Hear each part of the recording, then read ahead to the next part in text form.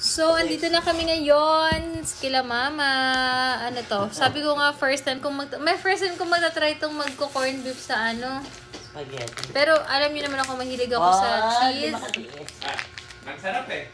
Oy, grabe. Nalala ko yung Grabe. corned beef ma. Kinain ko ng bata yan. Talaga? Cheese, ma'am. Sis, cheese.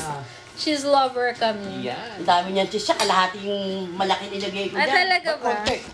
Check mo muna. Wait lang. Kalahating cheese nilagay ko. Ano ba to? Dapat di na kami kakain eh. Pero tikman natin. Si Paul walang gana. Oh. Ha? Ano?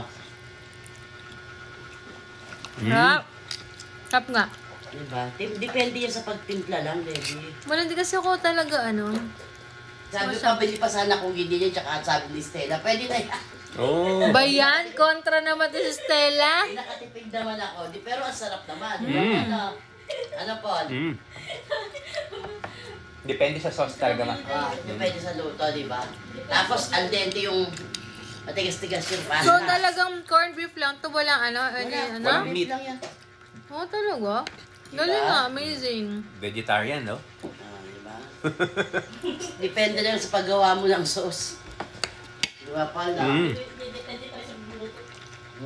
Hello, kasi namin si mama, sabi niya, isang araw. Nagawa ako ng ano, spaghetti tapos corned beef. Wala lalagay, sabi ko, ma, paano mo tayong kawawa?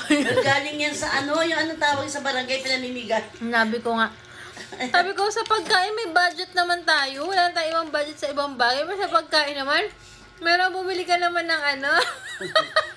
Ngayon, di Ang sarap ma. Pero masarap. Masarap. Di halatang walang ano. Walang hotdog tsaka ano. Giniling. Beef, corn beef lang. Sarap pala. Depende lang sa pagtimpla. Diba?